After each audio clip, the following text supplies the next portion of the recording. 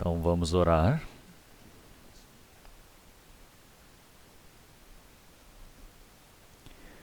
Senhor Deus, Pai, Santo e Misericordioso, o Senhor Deus, por ter salvo os nossos espíritos, nós agradecemos, damos louvores e glórias somente ao Senhor Deus, nosso Pai. Nós todos que fomos salvos no meio das imperfeições, dos pecados e delitos, fomos chamados para sermos santos, seus filhos, para que nós não sejamos mais corruptíveis, contamináveis, mas sim, o Senhor Deus nos prometeu o reino eterno do reino dos céus. Que o restante das nossas vidas, nós possamos viver o resto das nossas vidas para a esperança dos céus. Nós agradecemos por essa bênção.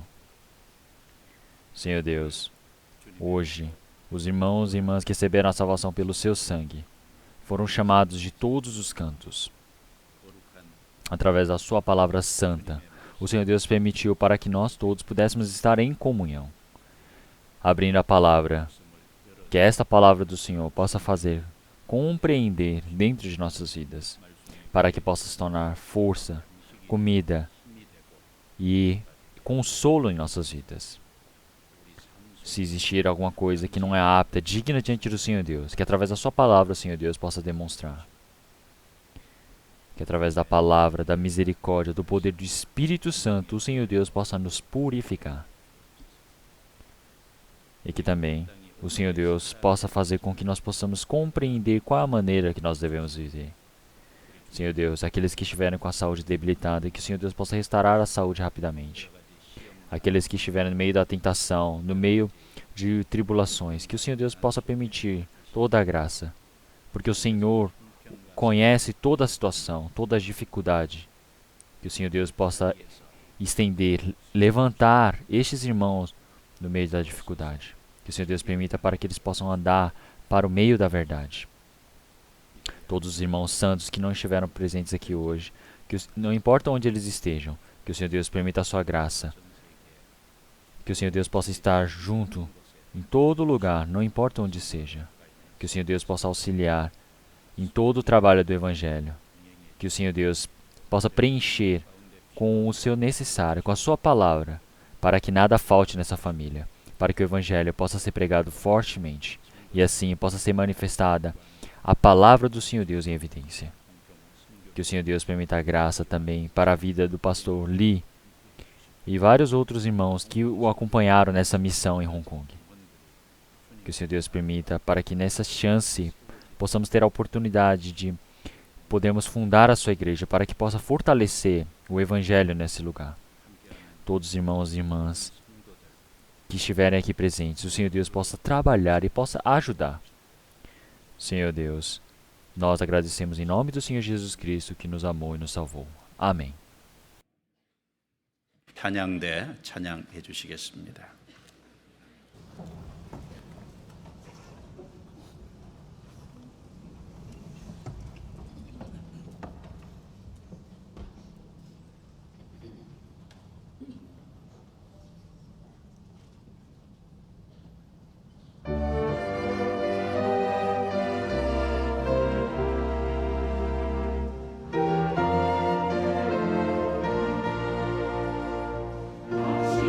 사시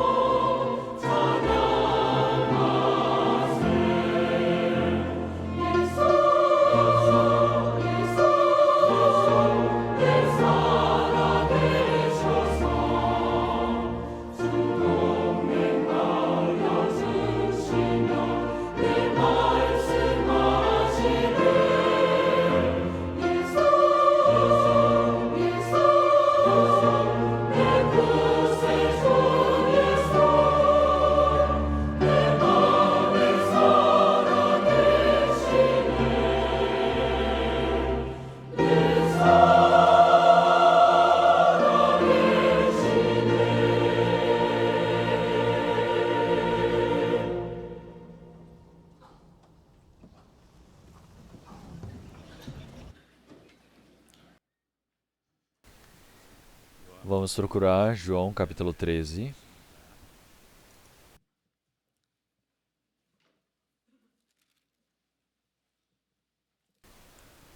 João capítulo 13. A partir do versículo 1, eu irei ler. Ora, antes da festa da Páscoa, sabendo Jesus que já era chegada a sua hora de passar deste mundo para o Pai, como havia amado os seus que estavam no mundo, amou-os até o fim. E, acabada a ceia, tendo já o diabo posto no coração de Judas Iscariotes, filho de Simão, que o traísse, Jesus, sabendo que o Pai tinha depositado nas suas mãos todas as coisas, e que havia saído de Deus e ia para Deus, levantou-se da ceia, tirou as vestes, e tomando uma toalha, cingiu-se. Depois deitou água numa bacia, e começou a lavar os pés aos discípulos, e enxugar-lhes com a toalha com que estava cingido. Aproximou-se, pois, de Simão Pedro e lhe disse: Senhor, tu lavas-me os pés a mim?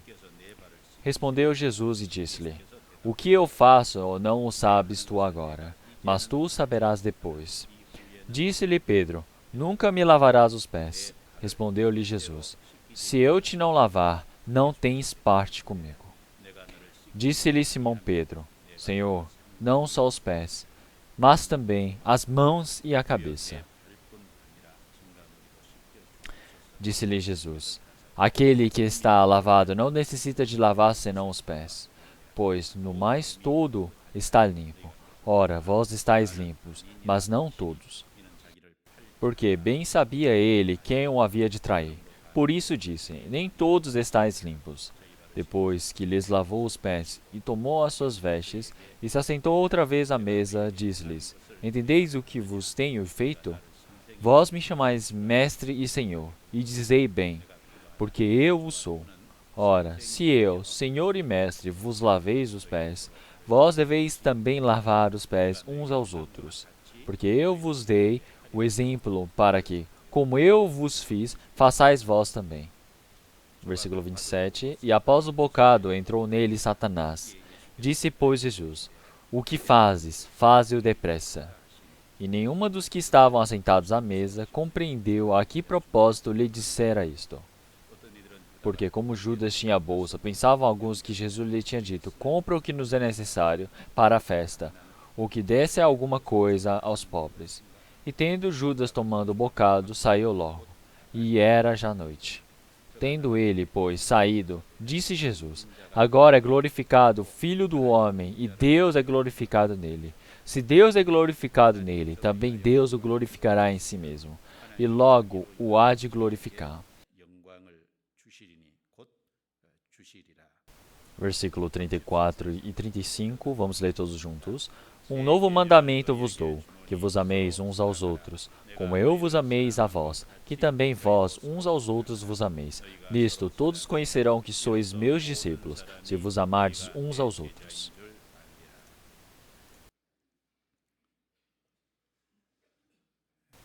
Então, o pastor Lee, ele foi para Hong Kong em missão evangélica. Ele irá voltar nessa semana ainda. Então, até que ele retorne, que os irmãos possam orar todos juntos. Então hoje nós iremos aprender a palavra principal através de João, capítulo 13, como o Senhor Jesus que nos dá o exemplo da humildade e serviço. Então primeiro, para aprendermos o contexto da palavra que iremos aprender, hoje eu irei explicar resumidamente e depois a palavra mais detalhada. Então se olharmos em João capítulo 13, o tempo e o local, como a palavra que está escrita aqui, é logo antes da Páscoa. O Senhor Jesus, ele estava no quarto em Jerusalém junto dos seus discípulos, e ele estava realizando a ceia no meio da noite. Os seus discípulos, eles não sabiam da verdade de que o Senhor Jesus iria ser crucificado na cruz. E eles estavam discutindo um com o outro para decidir quem era maior que o outro.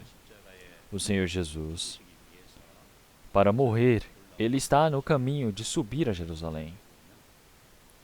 Quer dizer que o Senhor Jesus, podemos ver no versículo 9 também, que ele já decidiu em seu coração para subir.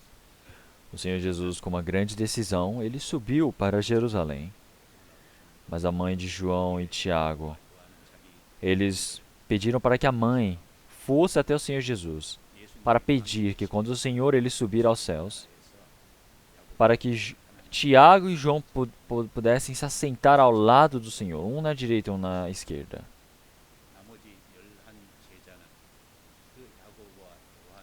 Os outros discípulos, eles ouviram que João e Tiago pediram isso para o Senhor e eles se iraram por causa disso. Então, a mãe deles foi utilizada para se assentar à direita e esquerda do Senhor. Mas isso é um grande erro, mas também nós podemos ver que o maior problema também está nos todos os outros discípulos também, porque todos eles tinham a vontade do poder e a autoridade. E Judas Iscariotes, na realidade, ele já estava com o coração decidido para trair o Senhor Jesus. E uma das coisas de que ele estava encarregado era cuidar da bolsa de moeda. Então ele pensava, se eu estiver ao lado do Senhor, eu poderia ser um tesoureiro dos céus. Mas ele viu que o Senhor Jesus não pretendia se tornar rei. Então ele foi e planejou, estava esperando a chance para vender o Senhor Jesus para os judeus. E no meio daquela situação toda, o Senhor Jesus, ele ensinou aos seus discípulos que como que eles devem se amar, como é que eles devem servir um ao outro. Porque o Senhor também ele quis ensinar realmente que é grande no reino dos céus aquele que serve. É isso que ele mostrou como seu grande exemplo. Então, como nós sabemos, este mundo, o maior, a pessoa grande é aquele que tem poder, mas no reino do Senhor Deus, aquele que reduz a si mesmo e serve, ele é o grande. Então o Senhor, ele precisa ensinar essa verdade de forma correta. É por isso que no meio da noite da Páscoa, ele foi e contou para os seus discípulos e fez o trabalho de lavar os pés. E isso tudo foi manifestado como um exemplo para que eles pudessem aprender. E em Mateus capítulo 8, o Senhor ele disse que ele não veio, o Filho do Homem não veio para ser servido, mas sim para servir, para se tornar propiciação pelos pecados de muitos. Então o Senhor Jesus ele não veio para ser servido. O Senhor Jesus que veio pela primeira vez a este mundo, ele veio para servir. Então o acontecimento principal que representa isso é no João capítulo 13, onde o Senhor ele lavou os pés dos seus discípulos. E segundo é quando o Senhor Jesus morreu crucificado na cruz. Quer dizer que nosso espírito ele foi diferenciado. Quer dizer que nós somos servidos pelo Senhor. E também se olharmos em João capítulo 13, versículo 14 e 15, o Senhor Jesus disse, ora, se eu, Senhor e Mestre, vos laveis os pés, vós deveis também lavar os pés uns aos outros. Porque eu vos dei o exemplo, para que como eu vos fiz, façais vós também. O Senhor Jesus disse desta maneira. Então quer dizer que nós também precisamos nos reduzir para estarmos servindo. É isso que o Senhor, através de si mesmo, manifestou como exemplo. É por isso que esse ano também de 2019 está praticamente no fim. Estamos logo na reta final. É um momento onde eu preciso pensar. Realmente que eu preciso pensar se eu reduzi a mim mesmo, abaixei a mim mesmo para viver uma vida de servir, ou eu queria viver sendo servido. Então é por isso que o Senhor Jesus, que mostrou todo este exemplo, eles para servir, a humildade, é por isso que eu escolhi esse tema. Então se olharmos em João capítulo 13, desde o versículo 1 em diante, o Senhor Jesus, ele amou aqueles no mundo que são seus e amou até o fim. Mas o diabo colocou no coração de Judas Iscariotes o pensamento de vender o Senhor Jesus. A partir do versículo 1 e 2, nós podemos ver que o trabalho do Senhor Deus de salvar o homem até os confins da terra, e o trabalho do diabo de levar a morte, a perdição, até o fim. Também no versículo 5, o Senhor Jesus lavou os pés de seus discípulos, e através de sua palavra, ele é mestre e Senhor, mas ele rebaixou a si mesmo a posição de servo. Ele lavou os nossos pés, para que assim ele possa mostrar quem é o ser grande no reino dos céus. Quem é o ser que pode receber toda a glória, toda a honra no reino dos céus. Então é o exemplo que o Senhor ele está nos mostrando. E também se olharmos no versículo 10, ele diz que quem está limpo só precisa lavar os pés. Então o que é essa diferença de lavar os pés e tomar o banho? Então nós precisamos saber dessa diferença. E também no versículo 8, o Senhor ele disse que no versículo 8, se eu não deixar que eu lave o seu pé, realmente não tens parte comigo. Então quem é uma pessoa que não tem parte com o Senhor? Então se o Senhor ele não te lavar, você não tem parte ao Senhor. Quer dizer que quem não deixa, não é lavado pelo Senhor, não deixa o Senhor lavar, não tem parte com o Senhor. Então isso é algo que nós precisamos ver com uma grande profundidade. Também no versículo 14, versículo 15. Então o Senhor ele disse que é correto para que vós também laveis os pés uns dos outros. Então onde será que acontece esse trabalho de servir? Então, é no meio da comunhão, é no meio da comunhão que se amam. Quer dizer que no meio dessa comunhão nós podemos lavar os pés uns dos outros. Quer dizer que é manifestado o trabalho do Senhor Deus. É algo que nós precisamos pensar. E também, se olharmos do versículo 31 em diante até o versículo 32,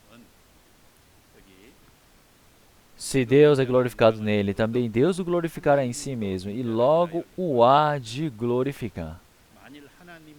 Então, por quê? Agora é glorificado o Filho do Homem, e Deus é glorificado nele. Então, o sofrimento, a dor da cruz, é esta glória do Senhor Deus manifesta.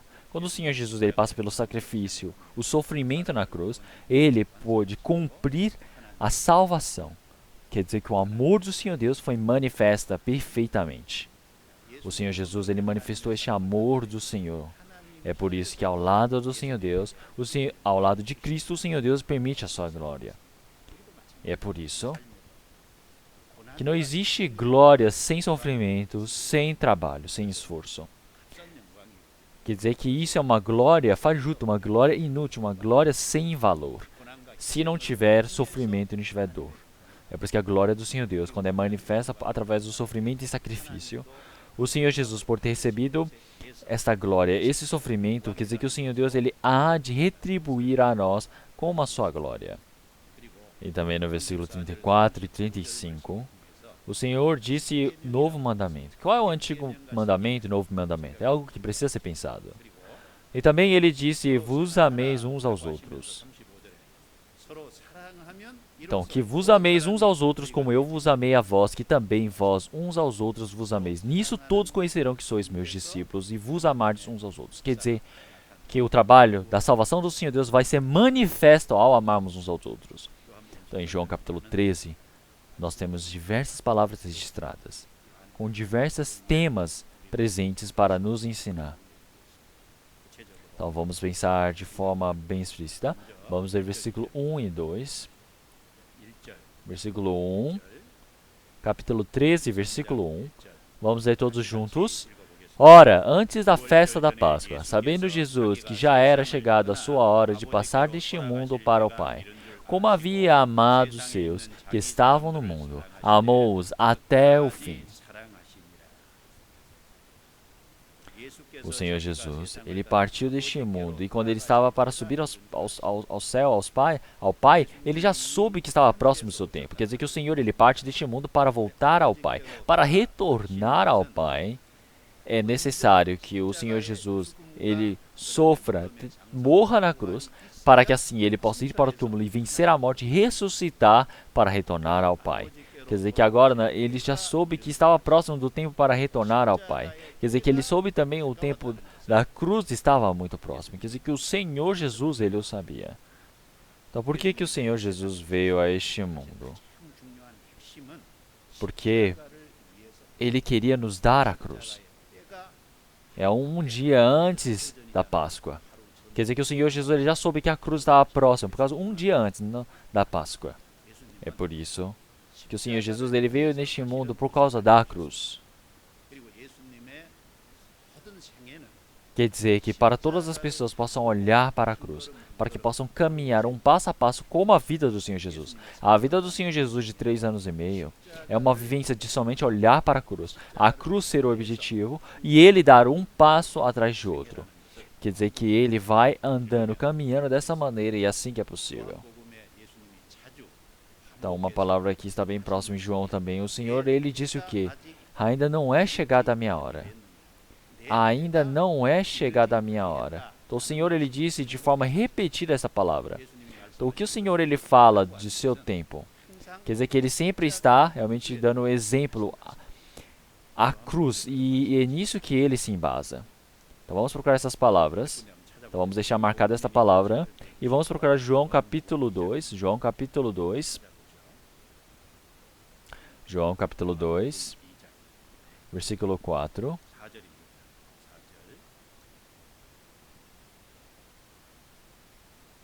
Versículo 4. Vamos ler todos juntos. Disse-lhe Jesus: Mulher, que tenho eu contigo? Ainda não é chegada a minha hora. Então, se olharmos em João capítulo 2, o Senhor Jesus, ele foi para a bodas da Caná da Galileia e foi transformar a água em vinho, porque o vinho havia acabado. Quer dizer que esse é o primeiro milagre que o Senhor Jesus efetuou quando veio ao mundo. Nas bodas de Caná da Galileia. Então, o Senhor Jesus, quando ele participou, a mãe de Jesus disse: acabou o vinho, estamos sem vinho. E disse isso ao Senhor Jesus. E naquele momento o Senhor Jesus disse para ela: Mulher, que eu tenho contigo? Ainda não é chegada a minha hora. Então, aqui a minha hora. Então, qual é o tempo do Senhor? Quer dizer que daqui a pouco o Senhor está falando do tempo que ele irá fazer o vinho. Mas também o Senhor falou: ainda não é chegada a minha hora, por causa que não é o tempo da cruz. Vamos procurar João capítulo 7. Versículo 6, capítulo 7, 6. Disse-lhes, pois, Jesus: Ainda não é chegado o meu tempo, mas o vosso tempo sempre está pronto. Versículo 8. Subi vós a esta festa. Eu não subo ainda a esta festa, porque ainda o meu tempo não está cumprido. Então, nós temos o dia do tabernáculo como feriado para o povo de Israel. Os irmãos do Senhor Jesus, eles confundiram as coisas sobre o Senhor Jesus. Eles pensavam que o Senhor Jesus era um Senhor que queria se manifestar, que era mostrar ao mundo. Então é por isso que eles falaram para os discípulos para ele manifestar o trabalho que ele fazia. Então, quem é que existe uma pessoa que quer se manifestar, mas fica escondido? Mas o que o Senhor Jesus disse? Ainda não é chegado o meu tempo, mas o vosso tempo sempre está pronto. Por isso que no versículo 8 também fala: Eu não subo ainda a esta festa, porque ainda o meu tempo não está cumprido. Depois de passar um tempo, o Senhor, está escrito que ele subiu por causa do tabernáculo também. Então, mas o Senhor Jesus disse que ainda não é chegado o tempo dele. Então, qual é o tempo do Senhor? Aqui o Senhor Jesus ele está se referindo à cruz dele, quer dizer que a cruz dele ainda não chegou o tempo. Capítulo 7, versículo 30 também. Versículo 30. Vamos ler todos juntos. Procuravam, pois, prendê-lo, mas ninguém lançou mão dele, porque ainda não era chegada a sua hora.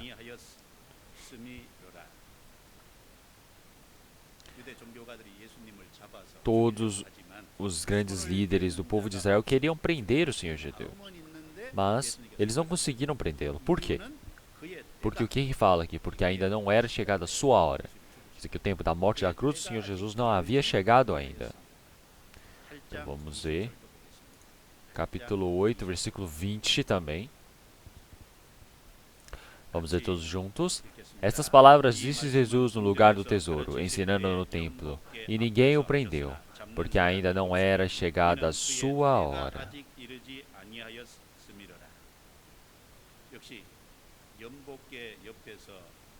Então quer dizer que o Senhor Jesus ele estava pregando a palavra, mas realmente não havia ninguém que o prendesse, mesmo no templo. Vamos procurar João capítulo 12 também. Capítulo 12, versículo 23. Capítulo 12, versículo 23. Versículo 23. Vamos ler todos juntos. E disse-lhe Jesus, dizendo: É chegada a hora em que o Filho do Homem há de ser glorificado. Então, primeiro, o Senhor ele diz continuamente que não havia chegado o tempo. Então, mas agora o Senhor ele está dizendo que chegou o seu tempo. É o tempo que o Senhor Jesus ele mesmo está se proferindo. Quer dizer que esse tempo é o Senhor Jesus ele entrando em Jerusalém porque havia chegado o tempo para ser crucificado. Então chegou o tempo para o Filho do Senhor, Filho de Deus, ser glorificado. O que é isso? É morrer na cruz. É por isso que em João capítulo 13, versículo 1, essa palavra quer dizer que agora chegou o tempo do Filho do Homem ele retornar ao Pai. É o tempo da cruz. Quer dizer que ele morrendo irá ressuscitar. Quer dizer que ele precisa cumprir a salvação para que possa voltar no reino dos céus de onde ele veio. Quer dizer que ele vai dando passo a passo, vivendo para esse trabalho do Senhor Deus. É por isso que João capítulo 2 também, em Caná da Galileia, quando o Senhor ele estava efetuando o seu grande milagre da transformação do vinho. O Senhor também disse que não havia chegado o seu tempo ainda. Quer dizer que o objetivo do Senhor, o Senhor ele está dizendo que é o que? É a cruz. Então o Senhor Jesus, durante 3 anos e meio, ele estava caminhando pouco a pouco, passo a passo para a cruz do Senhor. Então como isso pode se tornar uma grande pressão, um grande peso mental. Então você sofrer algum tipo de trabalho de repente, pode ser fácil. Mas se você saber que algum problema, algum sofrimento está por vir, é uma grande dor. Dando um exemplo, uma dona de casa está cozinhando em sua cozinha, mas cortar o dedo com a faca é de repente. Mas se você dizer para ela, pegue a faca e se corte, então isso é um trabalho muito difícil, não é mesmo? Estevão, enquanto estava pregando o evangelho, os judeus o retiraram e o apedrejaram. Então Estevão, ele poderia não ter imaginado isso. E ele sofreu esse tipo de trabalho, esse sofrimento. Mas a morte do Senhor Jesus não é algo que aconteceu de repente. Quer dizer que o Senhor Jesus desde o início veio por isso. Quer dizer que a vida do Senhor Jesus, ele veio para caminhar por isso. Passo a passo foi para carregar esta cruz. Até por isso que isso representa a cruz do Senhor. Um grande peso, sofrimento, dificuldade ao Senhor Jesus. Quer dizer que o Senhor Jesus ele se encarregou disso. É por isso que olhamos em Lucas capítulo 9, versículo 54, quer dizer que o Senhor ele estava realmente preparado para entrar em Jerusalém. Então por que ele realmente estava determinado? Por causa que está esperando a morte, a cruz para o Senhor. É por isso que o Senhor ele diz que chegou o tempo do Filho do Homem, quer dizer que está próximo à cruz. Então se olharmos no versículo 27 também, e versículo 28 vamos ler todos juntos. Agora minha alma está perturbada, e que diria eu? Pai, salva-me desta hora. Mas para isto vim a esta hora. Pai, glorifica o teu nome. Então veio uma voz do céu que dizia: Já o tenho glorificado, e outra vez o glorificarei.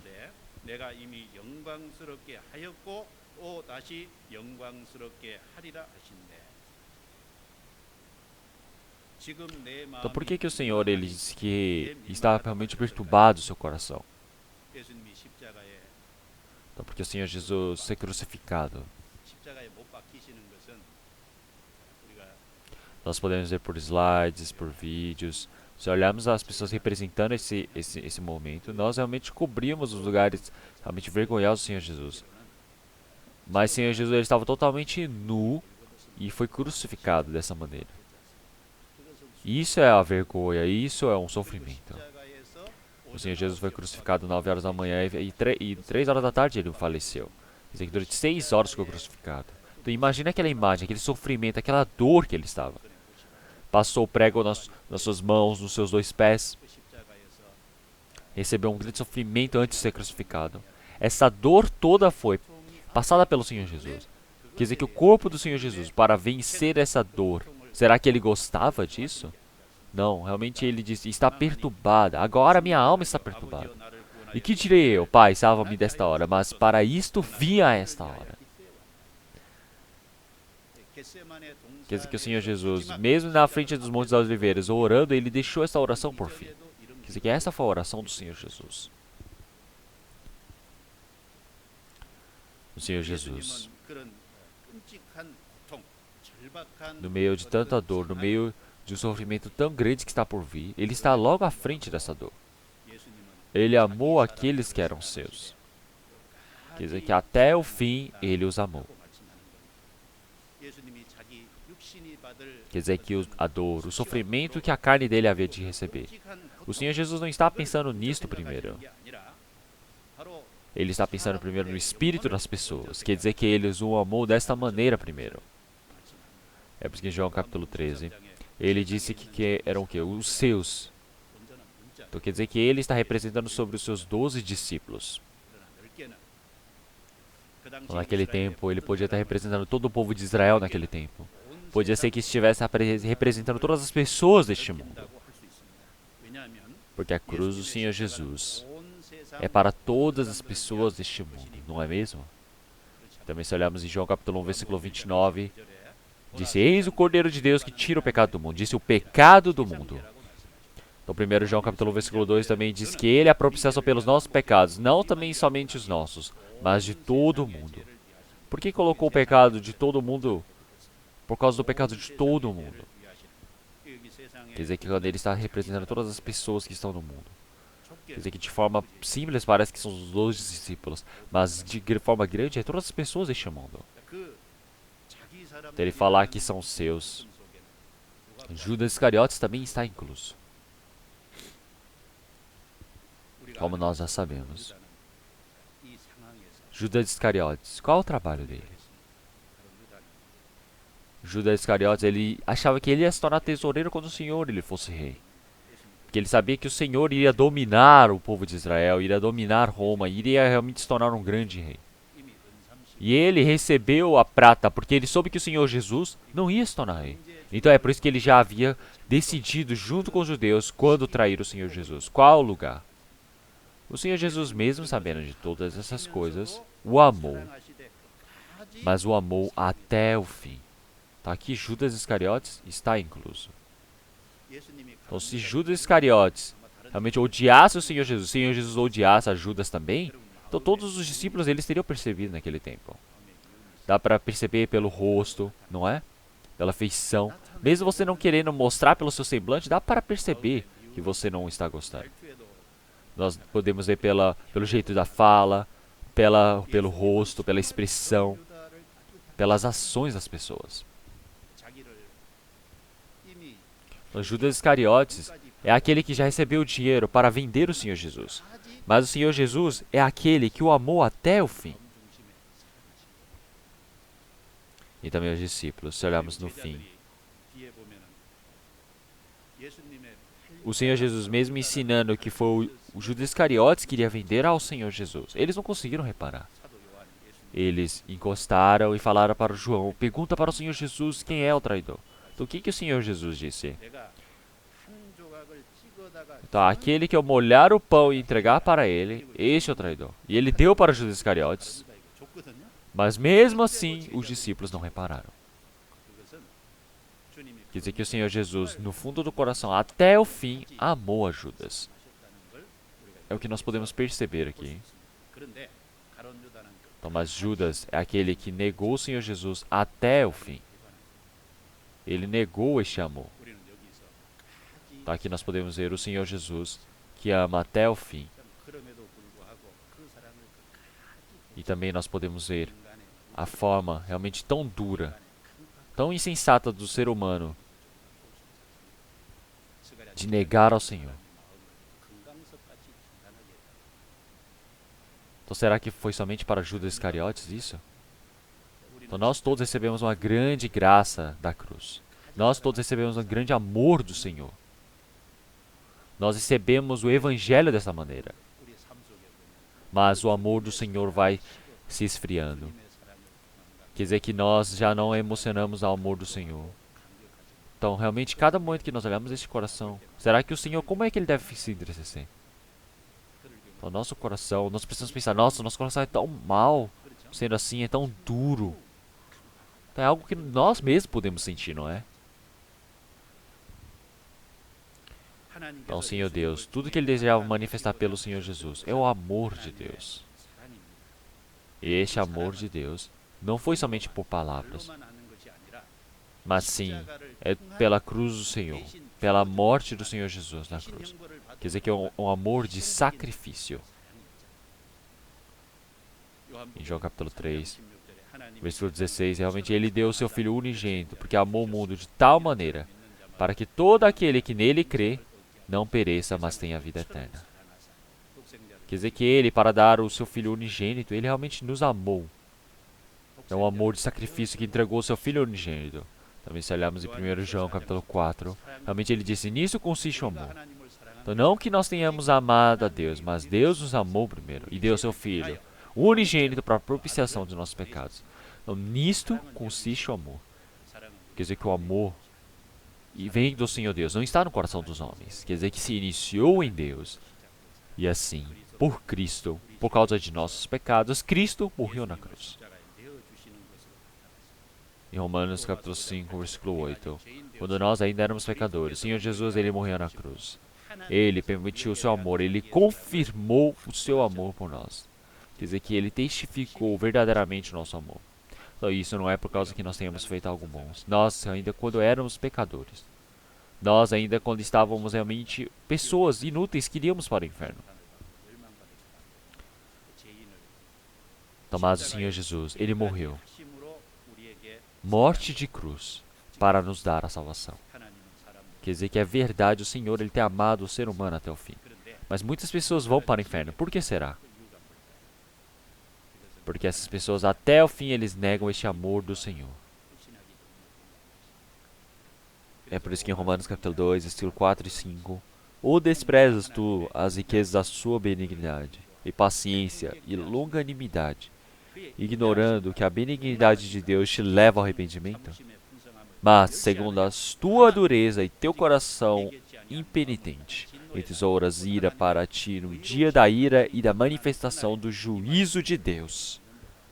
Ele fala, mas entesouras ira para ti.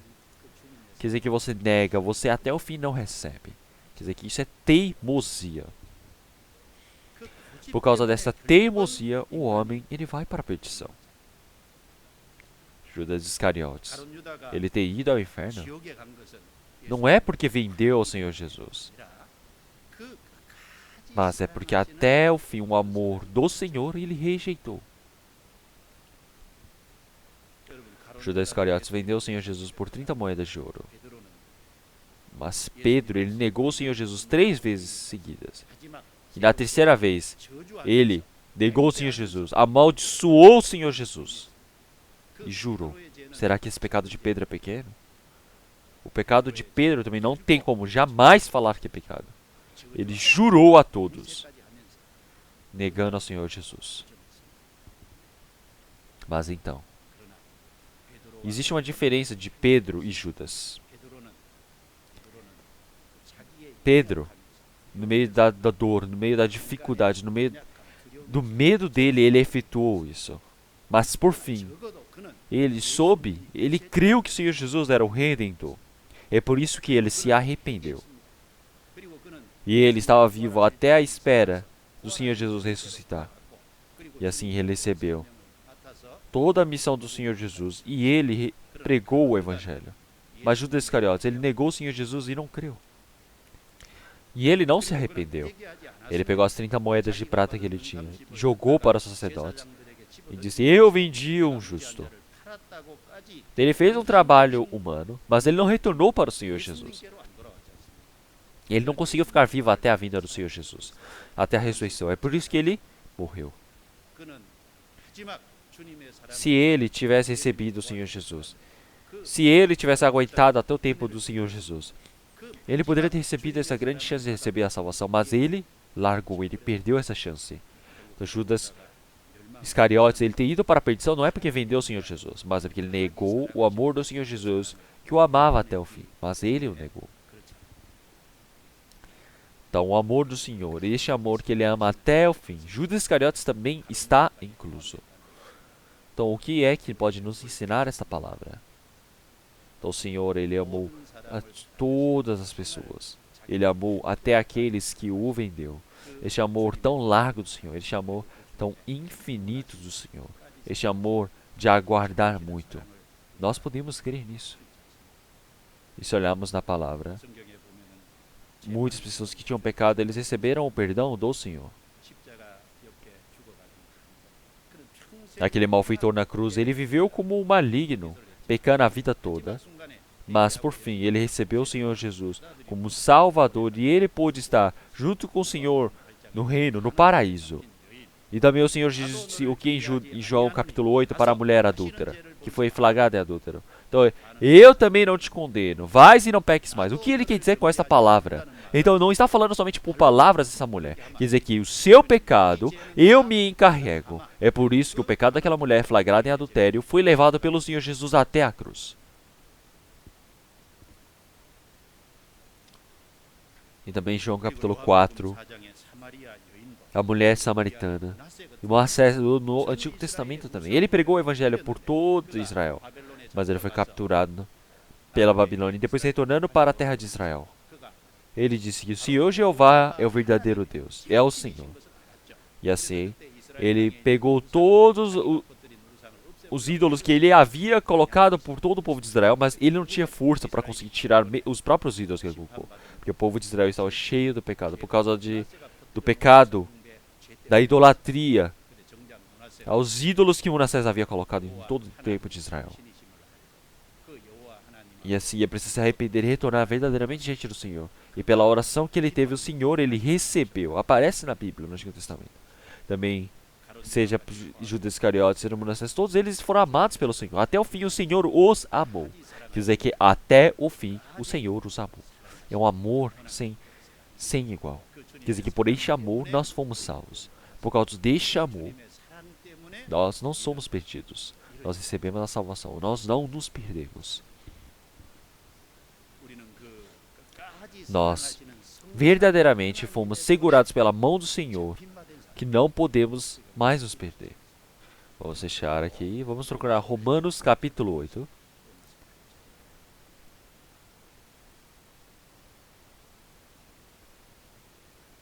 Romanos capítulo 8.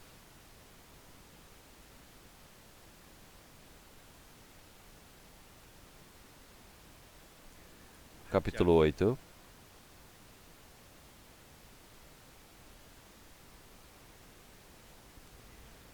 Versículo 26 eu irei ler. E da mesma maneira também o Espírito ajuda as nossas fraquezas, porque não sabemos o que havemos de pedir como convém. Mas o mesmo Espírito intercede por nós com gemidos inexprimíveis. Aquele que examina os corações sabe qual é a intenção do Espírito. E é ele que, segundo Deus, intercede pelos santos. Versículo 32. Aquele que nem mesmo ao seu próprio Filho poupou, antes o entregou por todos nós, como nos não dará também como ele todas as coisas? Versículo 34. Quem é que o condena? Pois é Cristo quem morreu, ou antes quem ressuscitou dentre os mortos, o qual está à direita de Deus, e também intercede por nós. Versículo 26, 27, ele está falando sobre o Espírito Santo, que é Deus, que está nos ajudando. Versículo 31 e 32, ele fala sobre o Senhor Deus Pai, que está nos ajudando. Versículo 33 e 34, ele fala sobre o Senhor Jesus Deus, que está nos ajudando até hoje. Quer dizer que ele fala sobre o Senhor, os seres triune aqui. É por isso que no versículo 26, e da mesma maneira também o Espírito ajuda as nossas fraquezas, porque não sabemos o que havemos de como convém, mas o mesmo Espírito intercede por nós. E também, Versículo 31. Que diremos, pois, a essas coisas? Se Deus é por nós, quem será contra nós? Então, se Deus é por nós, quer dizer que o Deus Pai, aquele que nem mesmo ao seu próprio Filho poupou, antes o entregou por todos nós. Quer dizer que aqui todos, quer dizer que todas as nossas coisas, quer dizer que todas as coisas ele irá nos dar. Quer dizer que o Deus Pai também ele está cuidando, orando por nós.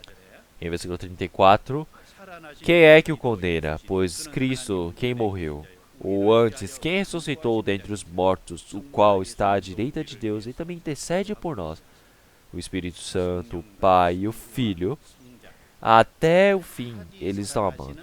Este ser triuno, estão amando, estão segurando a quem? A nós.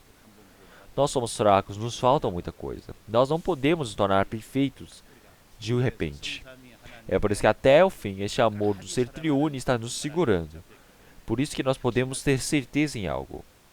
Então, versículo 39, versículo 38 e 39, vamos ler todos juntos.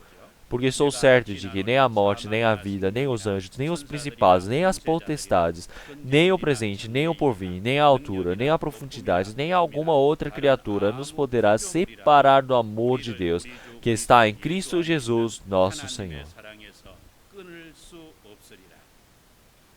Então, olhando aqui, porque estou certo de que nem a morte, nem a vida, nem os anjos. Aqui ele fala algo que nós precisamos ter certeza. Então, aqui ele continuamente eles usavam a palavra no plural, nós somos, não é? Se olharmos no versículo 37, mas em todas essas coisas somos mais do que vencedores, por aquele que nos amou. Ele colocou no plural, colocando nós, mas no 38 ele fala agora o quê? Porque estou certo, eu estou certo, nem a morte, nem a vida, nem os anjos, nem os principados. Quer dizer que é uma certeza pessoal que cada um precisa ter. Quer dizer que o Senhor ele está trabalhando através de nós. E assim nós podemos vencer. Quer dizer que nós individualmente precisamos ter certeza. Qual é essa certeza que nós precisamos ter? É por causa que eu vivo bem ou porque eu faço algo bem? Não é isso. É por causa da ajuda do Espírito Santo. A ajuda do Senhor Deus Pai. E também a oração do Senhor Jesus por nós. Quer dizer que esse ser triune está segurando a nós em sua mão. É por isso que nós podemos ter certeza. Nós não podemos ser separados do amor de Deus. E então, todo o trabalho dentro do amor do Senhor Deus não pode ser separado. Por isso, o Senhor ele amou as pessoas do mundo, aqueles que são seus, e os amou até o fim. Os pais, eles amam os filhos mesmo que façam errado, amam até o fim, não é mesmo? Deste amor de ele amar os filhos até o fim. Será que de quem que veio este amor? Foi o Senhor Deus que deu aos pais para amar até o fim. Há um tempo atrás eu vi um vídeo referente ao povo que mora no mar, na frente da região de Gangwon-do, na Coreia. E este povo, quando ele coloca os seus filhotes, ele coloca por volta de 40 a 50 mil ovos. Mas o povo, quando coloca esses seus ovos, ele vai protegendo, guardando os ovos. Mas ele coloca os ovos dentro de um buraco, dentro de um lugar bem estreito para proteger os filhotes. E ele fica na entrada para poder proteger os filhotes dos invasores, dos predadores que querem devorar esses ovos. Então, até que os ovos eles possam chocar completamente, possam nascer os seus filhotes, ele precisa proteger durante 5 a 6 meses, sem descansar, sem dormir. Ele só fica parado, guardando a entrada para proteger contra invasores. E por fim, ele faz com que todos os ovos eles possam, os filhotinhos nascerem. E assim ele leva todos eles para o mar. E depois que ele envia todos os filhotes para o mar, ele morre. Ele terminou toda a missão de cuidar dos filhotes e morrer. E assim, ele morre. E também o povo também tem as cores, não é? Mas eu vi que ele vai perdendo a cor da pele dele, vai ficando todo transparente. Quer dizer que não dá nem para ver, não dá nem para comer. Mas este é um instinto que o Senhor Deus colocou para o povo. Mesmo que o filhote, mesmo que o filho faça errado, o amor dos pais de querer guardar, de querer cuidar. este é o instinto que o Senhor Deus colocou aos homens. Colocou o coração de amar. Mas em alguns momentos, tem pessoas que vão contra essa vontade do Pai. E eles tentam abandonar os pais. Realmente isso não foi uma vontade do Senhor Deus. É por isso que em Isaías 49, ele diz realmente como que a mãe pode largar o seu filhote que está aleitando, amamentando. Como é que pode jogar fora o seu filhote, o seu filho que acabou de nascer? Mas o Senhor Deus disse, mesmo que estes abandonem, eu não abandonarei. O homem pode ser que por fim abandone o seu filho. Mas o Senhor Deus jamais, jamais abandona o seu filho. Vamos procurar novamente João capítulo 13.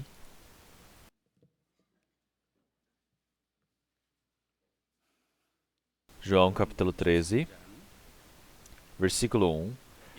Ora, antes da festa da Páscoa, sabendo Jesus que já era chegada a sua hora de passar deste mundo para o Pai, como havia amado os seus, que estavam no mundo, amou-os até o fim.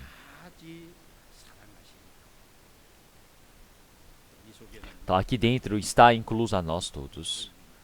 O Senhor Deus, Ele nos desejou. O Senhor Deus, Ele nos amou. É por isso que o Senhor, Ele diz que Ele tem certeza. Versículo 2, vamos ler todos juntos. E acabada a ceia, tendo já o diabo posto no coração de Judas Iscariotes, filho de Simão, que o traísse. Mas então, o diabo, ele foi e colocou o coração no Judas Iscariotes para que traísse ao Senhor Jesus. O Espírito Santo faz com que nós possamos compreender, possamos conhecer, possamos acreditar no amor do Senhor Deus, para que este amor do Senhor Deus possa se desenvolver dentro de nós. Mas o diabo, ele faz a vontade, o trabalho de ir contra, largar, abandonar este amor do Senhor Deus. É por isso que através do versículo 1 e 2, nós podemos ver o amor do Senhor Deus que nos ama até o fim. E o diabo que nos faz negar, abandonar este amor do Senhor Deus até o fim. Então qual é o trabalho do diabo? Ele tenta destruir este amor que o Senhor Deus ele nos amou, para que nós possamos abandonar, para que nós não creamos nisso, para que nós não possamos ter a remissão dos pecados, para que assim o trabalho da evangelização seja atrapalhada. Quer dizer que o trabalho do Senhor Deus é o trabalho do diabo. Quer dizer que existe essa grande diferenciação. Então agora nós podemos ver que o reino do Senhor Deus e o reino do diabo, eles lutam um contra o outro. Quer dizer que o Senhor Deus, ele quer fazer compreender este amor do Senhor Deus para o ser humano, para que eles possam receber a salvação. Mas o diabo faz com que essas pessoas elas neguem o amor do Senhor Deus até o fim. É o trabalho que eles continuamente fazem. É por isso que em 2 Coríntios capítulo 4, versículo 3, mas se ainda o nosso evangelho está encoberto, para os que se perdem está encoberto, mas os quais Deus deste século cegou os entendimentos dos incrédulos, para que lhes não resplandeça a luz do evangelho da glória de Deus, que é a imagem de Deus. Então, se o evangelho está encoberto para o quê? Para os incrédulos.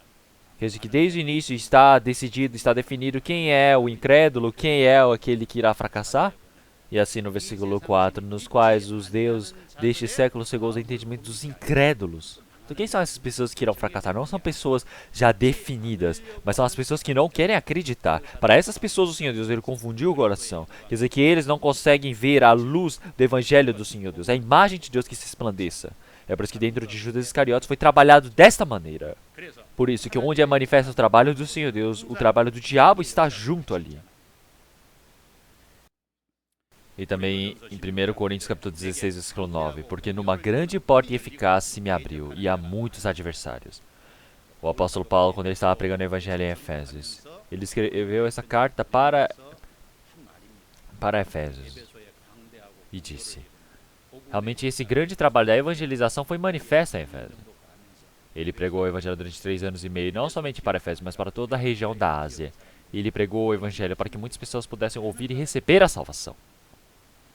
Tá, abriu-se a porta do evangelho, tão grandiosa. Mas então, tem muitos que vão contra ela. Quer dizer que o trabalho do evangelho, quanto maior ela é, maior o trabalho do diabo também. É algo que nós precisamos lembrar. E também na Antioquia, o apóstolo Paulo, quando estava pregando o evangelho para a frente de todos os judeus também. Depois que acabou o trabalho da evangelização, as pessoas não foram conforme a palavra de Paulo, eles foram contra.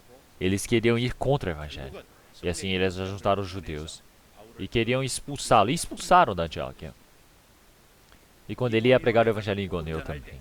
Quando estava pregando o evangelho, aqueles todos os judeus, eles mexeram no coração dos gentios, elevaram a rebeldade para ter um coração de odiar os irmãos. E então, por fim, os judeus, os gentios, todos eles se levantaram e queriam matar o apóstolo Paulo. E o apóstolo Paulo teve que fugir. Quando ele foi pregar o evangelho em Lúcidra também. Igônio também.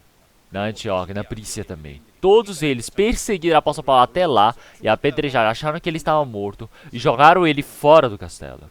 Mas o apóstolo Paulo se levantou e foi pregar o evangelho. Então esse trabalho da evangelização foi manifesto de forma grande. No lugar onde nós não podemos enxergar, existe o trabalho do diabo também. Ao nosso redor. Se olharmos ao nosso redor, até hoje, até agora, temos trabalhos similares acontecendo.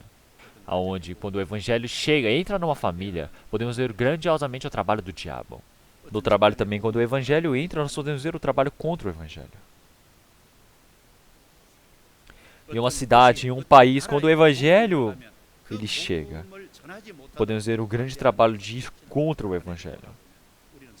Então esse trabalho todo que acontecia na Bíblia, igualmente está acontecendo no nosso tempo. Então por que enquanto nós pregamos o evangelho acontecem esses problemas? É porque este é o trabalho do diabo.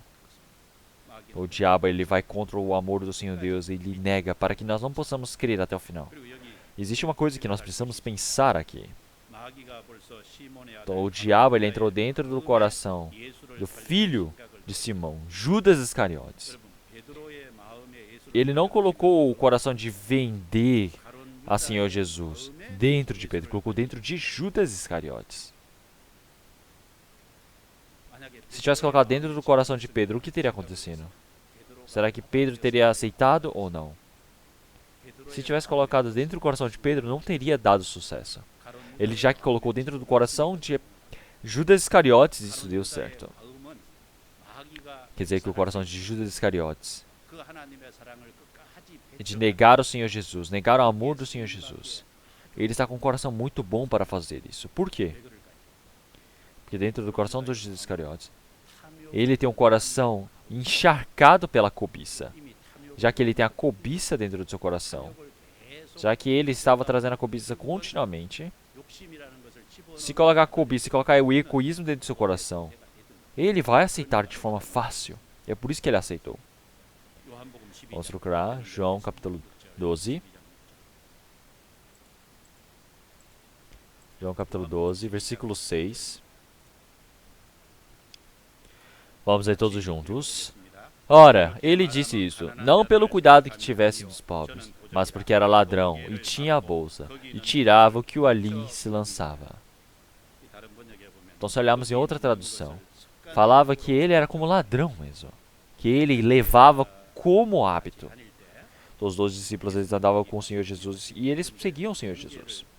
E Judas Iscariotes, ele estava responsável para cuidar da bolsa. E aqui ele fala que ele era ladrão. Quer dizer que ele roubava como se fosse hábito. É por isso que Judas Iscariotes ele não seguia o Senhor Jesus porque respeitava ao Senhor Jesus. Ele não tinha o coração algum de querer receber a vida eterna pelo Senhor Jesus. Até o final ele não soube que o Senhor Jesus era o Salvador, o Redentor. Todos os discípulos chamavam o Senhor Jesus de Senhor, mas Judas Iscariotes até o final chamou o Senhor de Mestre. Ele até o fim, por causa da sua cobiça, por causa do seu desejo, ele foi seguindo isso. Ele utilizava o Senhor Jesus para encher a sua cobiça. O diabo soube disso. O diabo soube pelas suas ações. E assim, dentro do coração de Judas Iscariotes, colocou o coração de querer vender ao Senhor Jesus. E Judas Iscariotes aceitou isso de forma simples. E colocando esse pensamento, por fim, o que lhe aconteceu? Dentro dos Judas Iscariotes, o que entrou? O espírito do diabo. Capítulo 3, vamos voltar a capítulo 13. Capítulo 13, versículo 26. Jesus respondeu, é aquele a quem eu dei o bocado molhado. E molhando o bocado, o Deus a Judas Iscariotes, filho de Simão. E após o bocado, entrou nele Satanás. Disse, pois, Jesus, o que fazes? Faze-o depressa.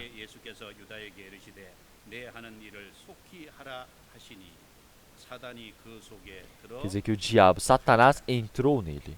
들어갔습니다. Então primeiro colocou o pensamento. 그다음에는 Depois ele entrou dentro daquela pessoa. Então, claro, 구원받은 사람 속에는 o diabo não tem como entrar dentro da pessoa que recebeu a salvação. 구원받을 Porque quando recebemos a salvação, nós não somente compreendemos a remissão dos pecados, mas o Senhor, ele entra para dentro de si. Quer dizer que dentro do Espírito, o Senhor está como dono. Então todo aquele que tem o Senhor como dono, ele é um só com o Senhor. Então quer dizer que dentro do santo que realmente recebeu a salvação, verdadeiramente o diabo não pode entrar. Mas olhe bem, dentro do pensamento ele podia agir. O diabo continuamente ele está agindo dentro do pensamento das pessoas que receberam a salvação. Então, mas ele não consegue entrar dentro de nós. Então, existe uma coisa que nós precisamos pensar após recebermos a salvação. Qual é o pensamento que o cristão ele precisa fazer após receber a salvação? Eu, para ser utilizado de forma santa diante do Senhor Deus, eu preciso controlar o meu pensamento. Se eu tiver um pensamento maligno, eu preciso repelir. Se esse pensamento maligno entrou dentro de mim, realmente ele não pode se tornar um motivo para conduzir o meu coração. Em Provérbios capítulo 24, versículo 7, a sabedoria é demasiadamente alta para o tolo, na porta não abrirá a sua boca. Quer dizer que o coração dessa pessoa representa completamente essa pessoa. Então, quer dizer que o pensamento do coração é aquele que interfere diretamente na sua ação. Então uma pessoa está o dia todo, está todos os dias pensando, o que eu vou comer, qual vai ser a comida gostosa que eu vou comer. Ou se ele somente está pensando nisso. Então uma pessoa o dia todo, todos os dias, ele está sentado na cafeteria, pensando, como é que eu posso roubar as coisas dos outros? Ele é um ladrão, não é? Então ele, se ele está pensando todos os dias no Senhor Deus, então ele com certeza é o ser do Senhor Deus, não é? Então essa pessoa, ele é um pescador de homens, porque ele está pensando, realmente como é que eu posso salvar as pessoas? Então, realmente o pensamento que essa pessoa ela está fazendo, qual é o pensamento? E isso mostra a personalidade da pessoa. E isso mostra realmente a ação completa dentro da vivência dessa pessoa, não é? Então vamos procurar Jeremias capítulo 6. Jeremias capítulo 6.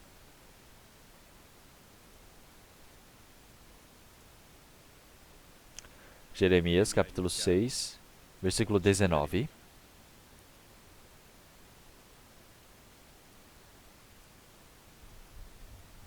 Versículo 19. Vamos ler todos juntos. Ouve tu, ó terra, eis que eu trarei mal sobre este povo, o próprio fruto dos seus pensamentos, porque não estão atentos às minhas palavras e rejeitam a minha lei. Então, este é o resultado dos pensamentos, o fruto dos seus pensamentos. Quer dizer que o Senhor Deus, ele está mostrando que pelo pecado do povo de Israel, ele há de julgar, permitir a condenação, o castigo. Quer dizer que este é o fruto dos pensamentos dos homens. Quer dizer que o Senhor ele poderia dizer que isso é o fruto das ações deles, né? Mas por que o Senhor disse que é dos pensamentos? Por causa, o fruto do pensamento, por causa que o pensamento leva à ação. Então, um homem chamado Sam Major, ele disse que o que o homem ele pensa, ele há de trazer em ação.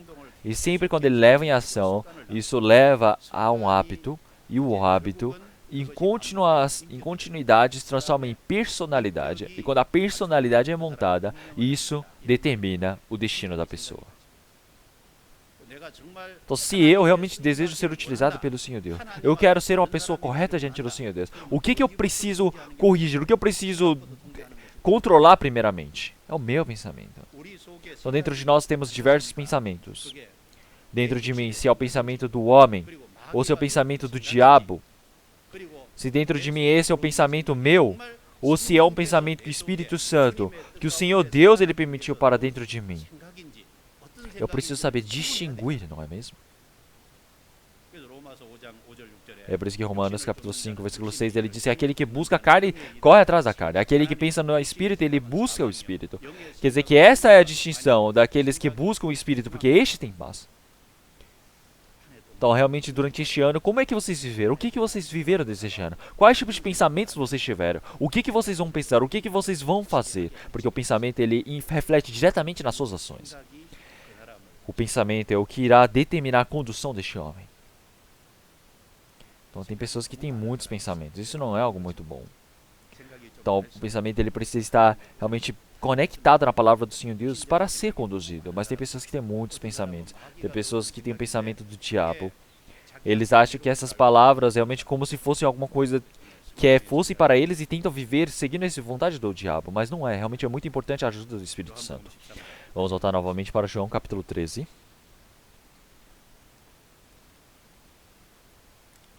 João capítulo 13. Versículo 3. Jesus, sabendo que o Pai tinha depositado nas suas mãos todas as coisas e que havia saído de Deus e ia para Deus, levantou-se da ceia, tirou as vestes e, tomando uma toalha, cingiu-se. Depois, deitou água numa bacia, vamos ler todos juntos, e começou a lavar os pés dos discípulos e enxugar-lhes com a toalha com que estava cingido. Então, o Senhor ele lavou os pés dos seus discípulos. Ele lavou os pés dos discípulos. E assim ele ensinou a humildade e o serviço. E é por isso que no versículo 3, Jesus, sabendo que Pai tinha depositado nas suas mãos todas as coisas. Depositado nas suas mãos todas as coisas. Olhem essa palavra. Então, no Antigo Testamento, nós podemos ver várias profecias referentes ao Senhor Jesus. E o Senhor ele veio para cumprir todo esse Antigo Testamento. Esse Antigo Testamento ele foi cumprido completamente através do Senhor Jesus. Tudo que foi registrado foi determinado e efetuado pelo Senhor Jesus. E o Senhor Jesus, durante 3 anos e meio da sua vida, ele cumpriu todas essas coisas. E por fim, ao morrer na cruz, ele completou todas as coisas. É por isso que o Senhor Jesus, morrendo na cruz, ele diz, está consumado. Então, o que está consumado? Quer dizer que todo o trabalho que o Senhor Jesus efetuou está completamente efetuado, escrito na Bíblia. É por isso que somente a cruz agora resta na frente do Senhor Jesus. Então, o Senhor, quando cumprir todas as coisas, quer dizer que está completo. Então, agora ele veio pelo Pai, ele veio do Pai, e agora ele irá retornar para o Pai. Então, o Senhor Jesus, ele se levantou daquele lugar que estava sentado. Ele colocou a toalha sobre seus ombros, levou para lavar os pés de seus discípulos e enxugar. Então, por que o Senhor ele fez esse trabalho? Como em Lucas capítulo 22, nós lemos como a memorização da palavra. Então, no meio da ceia também, os discípulos eles estavam discutindo de quem era maior que o outro. Quem é maior? Então, quem é maior que o outro? Então, no reino do Senhor Deus, não é aquele que tem poder, aquele que tem autoridade, mas sim, com certeza, aquele que abaixa a si mesmo, aquele que serve, é servo. Ele pode ser grande. Então, realmente, o Senhor é o que? Senhor e Mestre. Mesmo como Senhor e Mestre, ele lavou os pés dos discípulos. Quer dizer que ele abaixou a si mesmo. Ele mostrou humildade e serviço. Quer dizer que isso era necessário para os discípulos. E isso para eles se amarem. Ele estava ensinando que eles precisavam um servir ao outro. Quer dizer que isso é algo que o Senhor ele se manifestou. Esse trabalho de lavar os pés é o que um servo faz. Quer dizer que no tempo, realmente em Jerusalém, quem lava os pés só são servos. E quando eles, porque lá é deserto em Israel, então eles estavam cheios de areia, então eles para poderem lavar os pés sempre quando eles voltassem para casa. Então o Senhor Jesus, ele entrou na casa de Simão, o fariseu. E ali uma mulher da rua, ela veio e jogou o perfume nos pés do Senhor Jesus. E ela lavou os pés do Senhor Jesus com seus cabelos. Então nós podemos ver que ela lavar os pés com os seus cabelos, com o perfume que ela tinha, isso é muito importante, é muito precioso. Quer dizer que ela fez isto porque ela amava verdadeiramente. Então, mas Simão naquela casa, o que ele fazia? Ele não deu nem água para o Senhor Jesus lavar os pés. E é por isso que se olhamos em Lucas capítulo 7, versículo 44, entrei em tua casa e não me deixe água para os pés. Ele não deu nem água para o Senhor. Então o Senhor, ele colocou a água naquela bacia. E ele levou para lavar os pés dos seus discípulos, para mostrar a humildade, o serviço. Quer dizer que toda a vida do Senhor Jesus é resumida ao quê? A serviço, a humildade.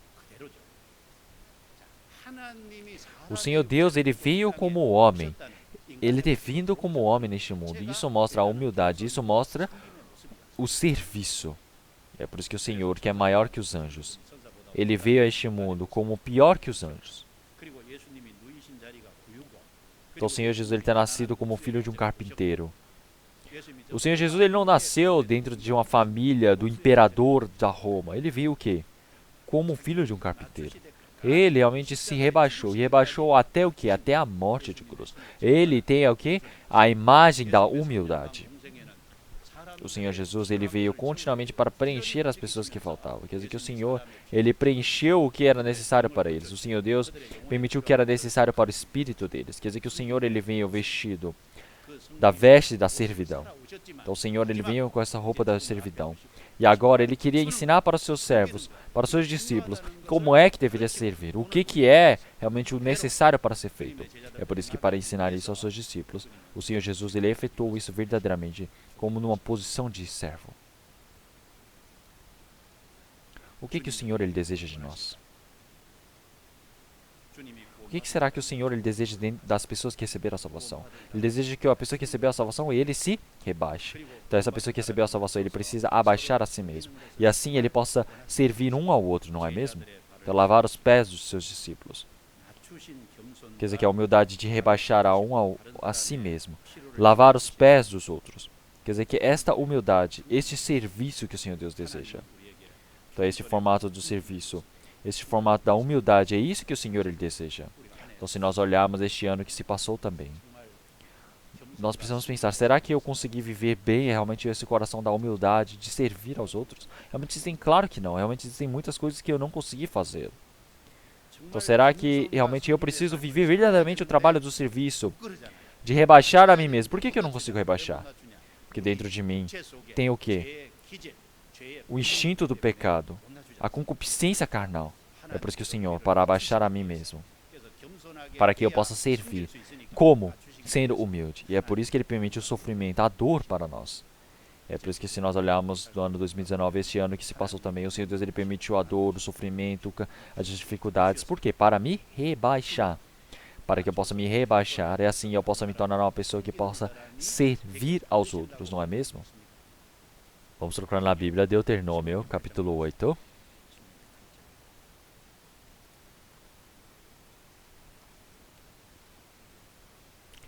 Deuteronômio, capítulo 8, versículo 2.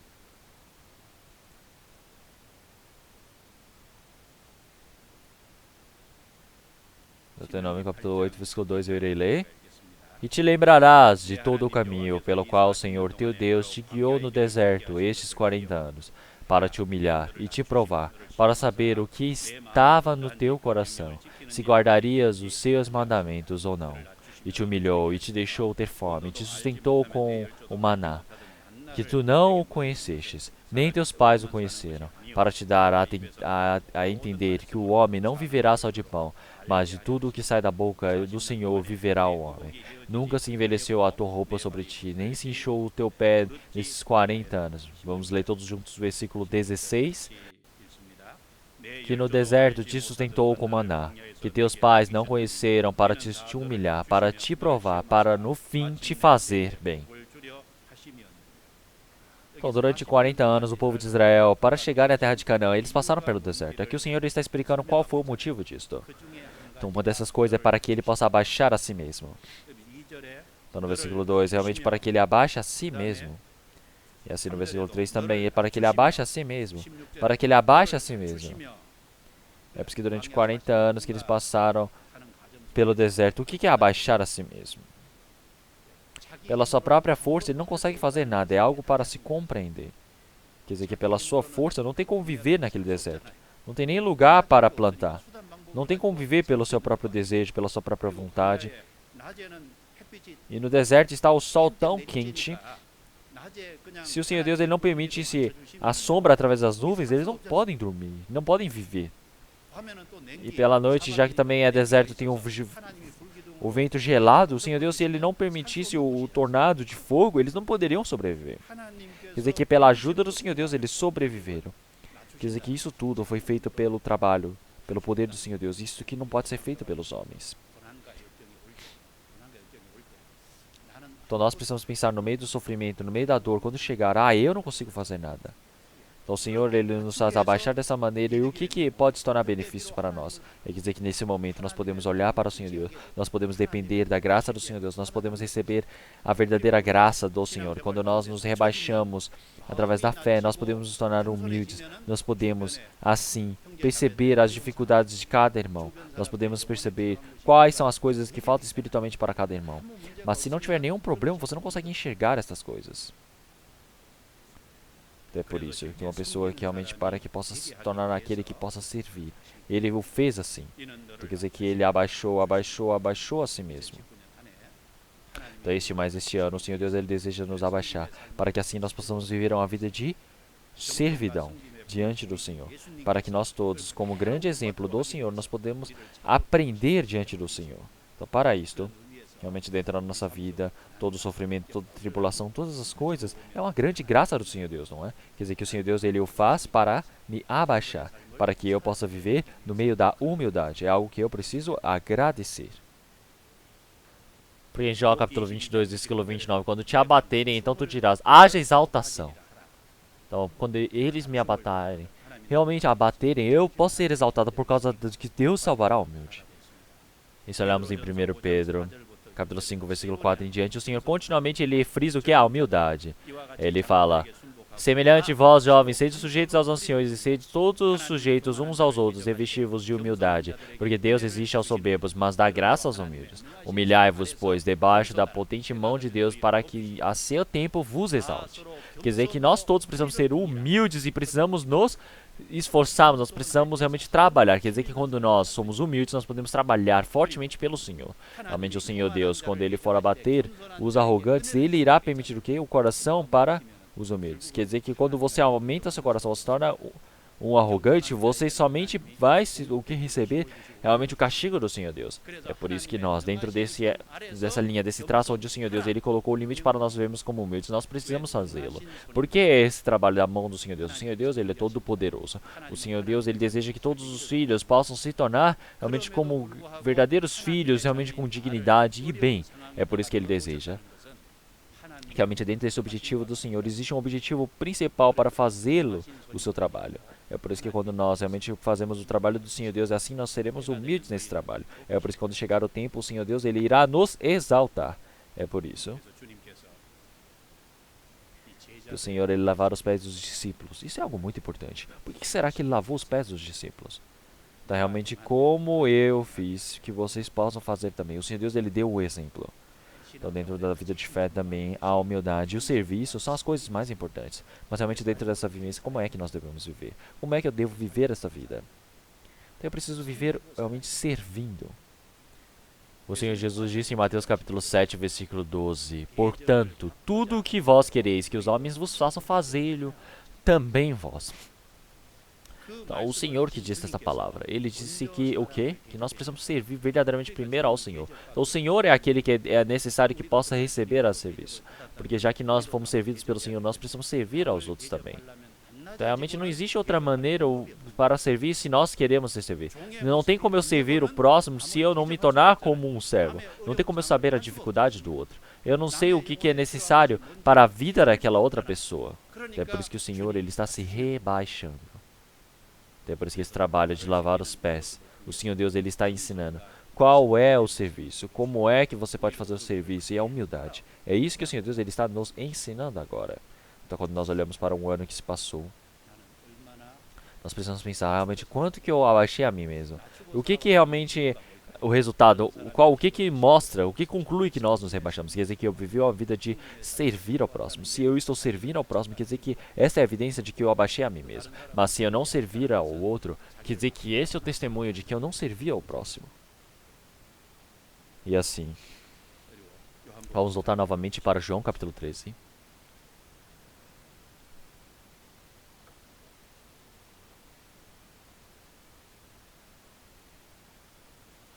João capítulo 13, versículo 10. Vamos ler todos juntos. Disse-lhe Jesus, aquele está lavado, não necessitas lavar senão os pés, pois no mais todo está limpo. Ora, vós estáis limpos, mas não todos. porque bem sabia ele quem o havia de trair. Por isso disse, nem todos estáis limpos. Então aqui aparece sobre o banho e a lavagem dos pés. Então aquele que já tomou banho, ele somente precisa lavar os pés, porque o corpo todo está limpo. Então o Senhor, ele disse essa palavra para Pedro. Então aquele que já lavou os pés, já lavou o corpo, só precisa lavar o quê? Os pés, porque o corpo já está limpo. Então esta palavra, ele está dizendo para os 11 discípulos. Quer dizer que eles já lavaram, já tomaram banho, tirando Judas Iscariotes. É por isso que o Senhor, ele está dizendo que não precisa fazer mais nada, só precisa lavar os pés porque já tomaram banho. Quer dizer que aqui ele está tentando explicar a verdade espiritual desta maneira. Então os 10 discípulos, realmente eles já tomaram banho, eles só precisam lavar os pés. Mas não são todos que tomaram banho, não é mesmo? Tem pessoas que não tomaram banho. Quem? É Judas Iscariotes. Por isso, então não são todos, porque o Senhor já sabia quem o havia de trair. É por isso que ele diz que não são todos os que estão limpos. Então tem aquele que tomou banho e tem aquele que não tomou banho. Então, Judas Iscariotes é uma pessoa que não tomou banho. Pedro e os outros discípulos, todos eles tomaram banho. Porque o que representa tomar o banho aqui? Quer dizer que você recebeu a salvação. Quer dizer que você que realmente estava para ser julgado e ir para o inferno, agora você se arrepende e retorna para o Senhor. Você recebe o Senhor como seu Salvador. Quando você crê nisso, você está limpo, você tomou o banho.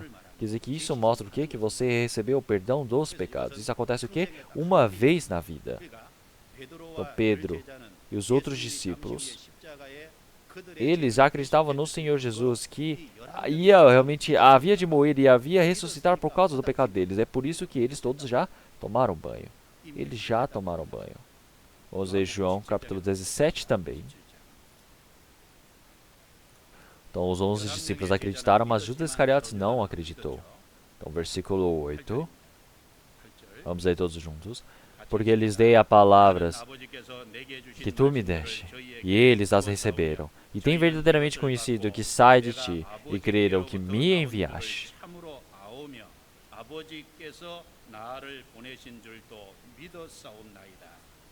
Quer dizer que eles creram. Quer dizer que eles creram que o Senhor era o Salvador que veio do Senhor Deus Pai. Mas Judas Iscariotes, ele é a exceção. Se olharmos no versículo 11, e eu já não estou mais no mundo, mas eles estão no mundo. E eu vou para ti, Pai Santo, guarda em teu nome aqueles que me deixam, para que sejam um, assim como nós. Versículo 12, vamos ler todos juntos. Estando eu com eles no mundo, guardava-os em teu nome. Tenho guardado aqueles que tu me deste, e nenhum deles se perdeu, senão o filho da perdição, para que a Escritura se cumprisse. Então, somente o filho da perdição. Está falando sobre Judas Iscariotes. Nós olhamos no versículo 8. Então, Pedro e os outros discípulos todos, os 11, eles acreditaram. Quer dizer que eles creram que o Senhor Jesus era o Redentor. Que o Senhor Jesus agora, ele havia de morrer na cruz e irá salvar e receber todos esses 11 discípulos. Mas os Judas Iscariotes aqui, ele não creu no Senhor Jesus até o fim. É por isso que na Bíblia, que receberam o perdão dos pecados, tem muitas palavras assim. Mas também ele fala que o perdão dos pecados também fala que a lavagem dos pecados. Porque o Senhor, ele falou sobre tomar banho. É por isso que ele fala que a lavagem dos pecados. É por isso que representa como lavagem dos pecados. Vamos procurar. Hebreus capítulo 10.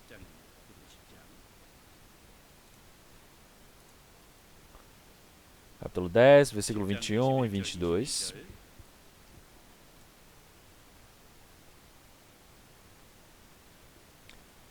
Capítulo 10, versículo 21 e 22. Vamos ler todos juntos. E tendo um grande sacerdote sobre a casa de Deus, cheguemo-nos com um verdadeiro coração, em inteira certeza de fé, tendo os corações purificados da má consciência e o corpo lavado com água limpa. Então, e o corpo lavado com água limpa. Lavar o corpo com água, isso é tomar um banho. Então, você ter realmente o perdão dos pecados, quer dizer que você lavou o corpo com água limpa, quer dizer que você está se purificando, não é mesmo? Então, quer dizer que o que ele fala que cheguemos com um verdadeiro coração, quer dizer que nós recebemos o sangue do Senhor Jesus em nosso coração. Quer dizer que quando nós recebemos o sangue do Senhor Jesus em nosso coração, quer dizer que nós estamos recebendo ao Senhor. E então, assim, nós possamos realmente conhecer qual é o pecado, qual é a nossa consciência. Assim nós possamos receber o perdão desses pecados por causa do Senhor, por causa do sangue do Senhor. É através do quê? Realmente com um coração humilde, com um coração puro diante do Senhor Deus. Então quer dizer que nós temos um coração novo para dentro das pessoas que receberam a salvação, não é mesmo? Quer dizer, com um coração verdadeiro, uma fé perfeita, nós precisamos ir para diante do Senhor Deus. E então, quer dizer que tomar o banho, quer dizer que lavagem desses pecados. Quer dizer que lavar o corpo com água limpa, também em Tito capítulo 3, versículo 5. Não pelas obras de justiça que houvéssemos feito, mas segundo a sua misericórdia. Nos salvou pela lavagem da regeneração e da renovação do Espírito Santo. Quer dizer que ele fala o quê? A lavagem da regeneração e da renovação do Espírito Santo. Quer dizer que a lavagem e da regeneração quer dizer que o quê? A lavagem dos pecados. E a renovação do Espírito quer dizer que é o nosso Espírito que está dentro. E também em 1 Coríntios capítulo 6, versículo 11. E é o que alguns têm sido, mas haveis sido lavados, mas haveis sido santificados, mas haveis sido justificados em nome do Senhor Jesus e pelo Espírito do nosso Deus. Quer dizer que é lavado o quê? Lavado dos nossos pecados. Quer dizer que quando nós recebemos a salvação verdadeiramente, uma pessoa que recebeu a salvação, quer dizer que ele tomou o banho. Então mesmo que tenha tomado banho, o que ele precisa continuamente lavar? Os pés precisam lavar. Sempre que você vai para fora, sempre quando você pisa neste mundo, tem alguma coisa que vem realmente sujo, não é? Que são os pés que nós precisamos lavar. É por isso que após recebermos a salvação, continuamente, nós precisamos lavar as coisas sujas que vêm deste mundo. Através do quê? Através da comunhão. É através do Espírito Santo, através da palavra, através da misericórdia do Senhor. É por isso que dentro dessa comunhão dos santos, nós precisamos continuamente nos lavar. E também vamos voltar novamente para João capítulo 13.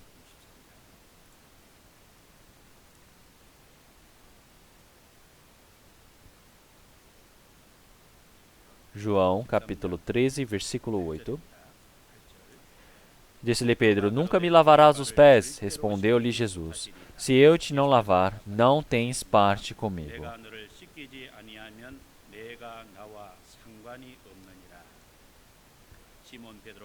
E disse-lhe Simão Pedro, Senhor, não só os meus pés, mas também as mãos e a cabeça.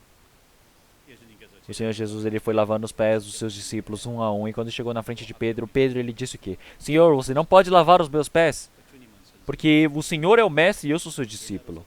O discípulo tem que lavar os pés do mestre. Como é que eu posso fazê-lo assim? Mas o que o Senhor Jesus disse? Realmente você ainda não entende o trabalho que eu estou para fazer, mas futuramente você saberá. Tá, ele disse, Senhor, tu não podes lavar os meus pés nunca. Então, o que ele está querendo dizer?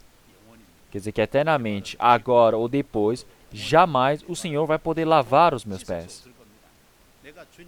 Eu jamais vou deixar o Senhor lavar meus pés. Nunca vai acontecer isso. Então, ele falou negando de forma tão realmente bem clara para o Senhor Jesus. Mas o que o Senhor Jesus disse? Se eu te não lavar, não tens parte comigo. Pedro deve ter ouvido essa palavra com grande impacto. Por que essa palavra é tão impactante assim? Vamos pensar bem. Então você pegar um peixe. Eles estavam ali jogando as redes no mar para pescar, mas eles foram chamados do Senhor. E o Senhor chamou o quê? Para que iria fazê-los pescadores de homens. E assim realmente eles receberam essa promessa e seguiram o Senhor. Eles deixaram todo o futuro, deixaram toda a vida eterna para eles. Toda a vida, na verdade, estava apostada e entregada para o Senhor. É por isso que durante 3 anos e meio, eles continuamente seguiram o Senhor, no meio de toda aquela dificuldade. Mas o Senhor de repente falava, tu não tens parte comigo. Então não tem como Pedro não ficar realmente abismado. Então já que isso foi um grande impacto para ele, o que ele responde? Ele tirou rapidamente a palavra dele. Ele disse, Senhor, por favor, lave os meus pés, a minha cabeça e as mãos. Porque ele achou que quando se ele lavasse as cabeças e as mãos também, ele teria uma grande relação com o Senhor Jesus. Porque ele ficou assustado. abismado. Pedro, ele pôde falar assim. Então ele tirou rapidamente a palavra dele e disse: Senhor, então continuamente, você não vai lavar os meus pés nunca mais. Mas ele tirou rapidamente essas palavras. Então essa palavra, na verdade, é a verdade. É muito importante. Então, se eu não te lavar, tu não tens parte comigo. Esta é uma palavra dita pelo Senhor Jesus. E isto é a verdade. Então é algo que nós podemos pensar em duas coisas. Se você não tomar o banho, se você não receber a salvação, se você não for lavado dos seus pecados eternamente, você não tem relação com Deus. Então, Judas Iscariotes é uma pessoa que não tem relação com o Senhor Deus nunca mais.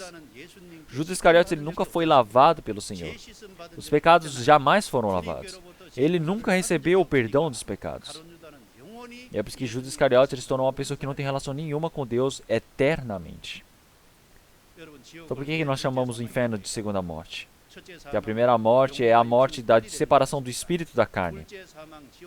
E a segunda morte quer dizer que um lugar é onde está separado do Senhor Deus eternamente. Esta é a segunda morte.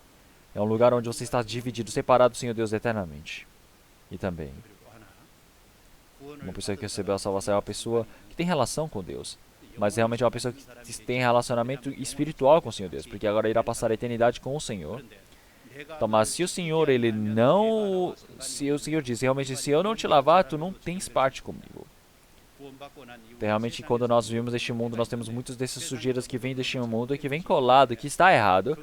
Nós precisamos continuamente lavar essas coisas para que nós possamos estar em comunhão com o Senhor, para que possamos ser utilizados pelo Senhor.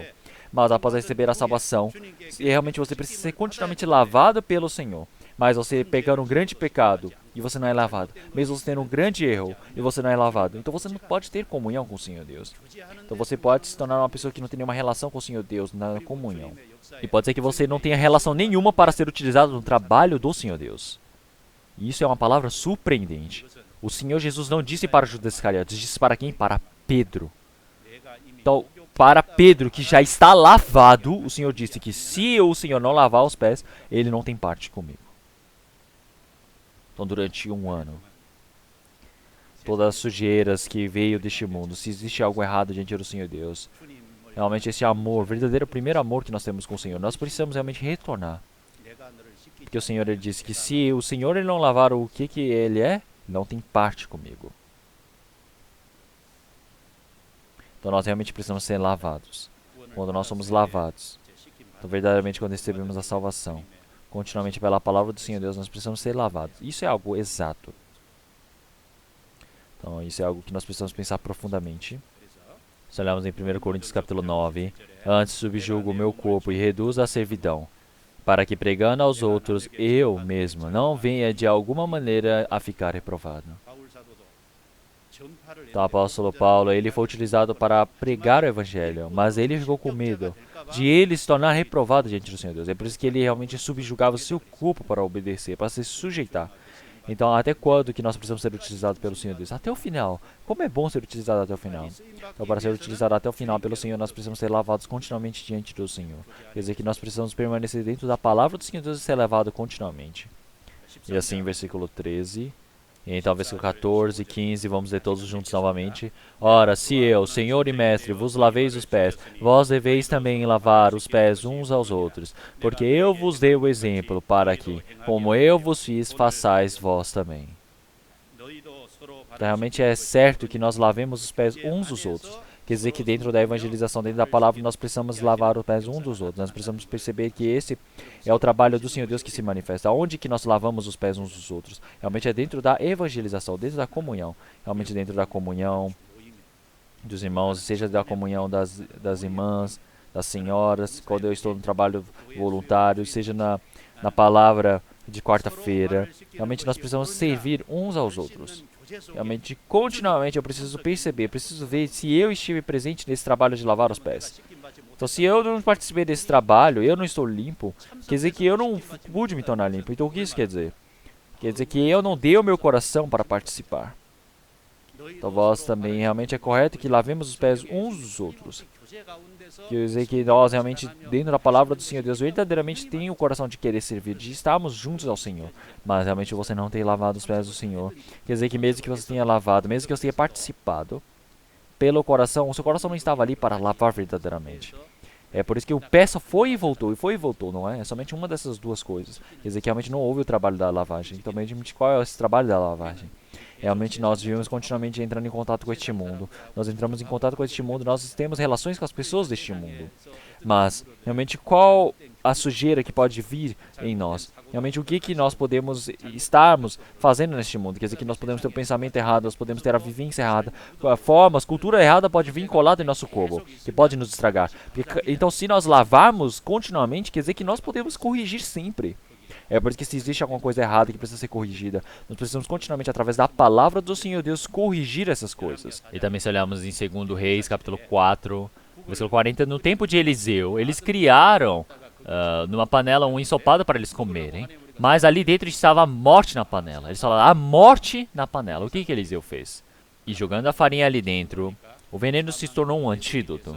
E assim, os discípulos que seguiam Eliseu puderam comer desse ensopado. Eliseu, ele representa o quê? Ele representa o Espírito Santo. E Elias representa o Senhor Jesus.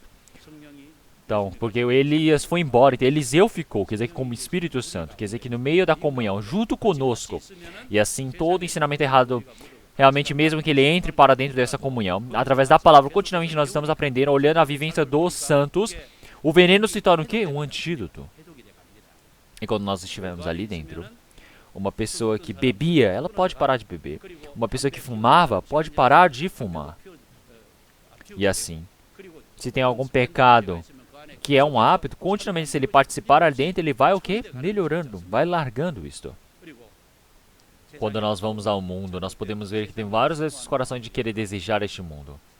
Então quando nós vamos para as relações deste mundo, nós temos várias cobiças das coisas deste mundo, né? Mas quando nós ouvimos o testemunho dos irmãos uns aos outros, estamos conversando, nós podemos pensar, nossa, mas tem coisas mais importantes, eu pensei errado. Então assim, nós ouvindo a palavra, quando ouvimos o testemunho uns dos outros, quando estamos em comunhão, temos a lavagem dos pés. É por isso que quando nós permanecemos ali dentro, realmente eu posso estar lavando o pé do próximo, e eu posso estar lavando os meus pés também.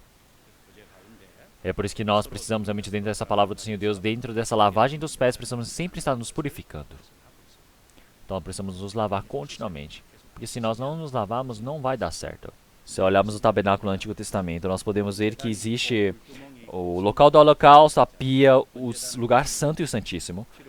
Então o local do holocausto é onde realmente é feito o sacrifício do Senhor Jesus e assim derramado o sangue. E a pia é onde é lavado os pés. E o santo é o lugar onde o santuário pode trabalhar. E o santíssimo é onde pode conversar com o Senhor Deus. Então primeiro você precisa passar pelo sacrifício, lavar as mãos para entrar para o trabalho do Senhor Deus e conversar com Deus. Então se você não lavar, não tem relação, não tem parte comigo. Então como é que ele pode lavar? Dentro da comunhão do Senhor Deus. Ele pode nos purificar. É por isso que dentro de anos de 2020 também, quando nós estivermos dentro dessa comunhão, nós precisamos continuamente participar com o coração correto também. É um pensamento que nós precisamos ter, não é mesmo? E também, por fim, vamos voltar novamente para João capítulo 13, versículo 31 e 32. Tendo ele, pois, saído, disse Jesus, agora é glorificado o Filho do Homem, e Deus é glorificado nele. Se Deus é glorificado nele, também Deus o glorificará a si mesmo, e logo o há de glorificar. Por isso, que o sacrifício, a dor, o sofrimento que o Senhor Jesus recebeu na cruz, o Senhor, ele ter dado toda essa glória dos céus, é para dar através da cruz. Quer dizer que através da cruz, o Evangelho ele foi cumprido. Se o Senhor Jesus ele não morresse na cruz, não haveria glórias diante do Senhor Deus Pai. Já que ele deu glórias ao Senhor Deus Pai, o Senhor Deus também o exaltou em todas as coisas. Ele permitiu o maior nome dentre todos e o fez ser glorificado. É por isso que o sofrimento da cruz realmente foi manifesta a glória do Senhor Deus, para dar glórias ao Senhor Deus Pai. Isso ele se torna um ensinamento a nós. Então, dor, sofrimento é algo que nenhuma pessoa gosta. Mas dor, sofrimento, tudo isso nós podemos saber que sem eles não há glória. É por isso que durante um ano também, se nós olharmos para trás,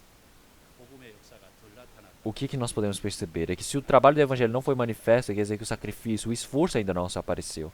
Você não manifestou tanto. Quanto mais sacrifício, quanto mais sofrimento, maior é o trabalho do Senhor Deus, maior a glória do Senhor Deus. E é por isso que a glória, ela se manifesta através do sofrimento, através do sacrifício. No versículo 34 e 35. O Senhor Deus, ele disse o quê? Um novo mandamento vos dou, que vos ameis uns aos outros, como eu vos amei a vós, que também vós uns aos outros vos amei. Então ele deu um novo mandamento e um antigo mandamento. Mas o que quer dizer esse Antigo Testamento? O Antigo Testamento, o Senhor, ele disse somente para amar, mas eles não tinham força ainda para amar, não é mesmo? Então você dizer para uma criança, pega esse saco de arroz e leva ali. Não tem como, ele não tem forças para isso. Mas agora o Senhor, ele está dando a força, fez com que pudéssemos crescer para podermos receber esse novo mandamento.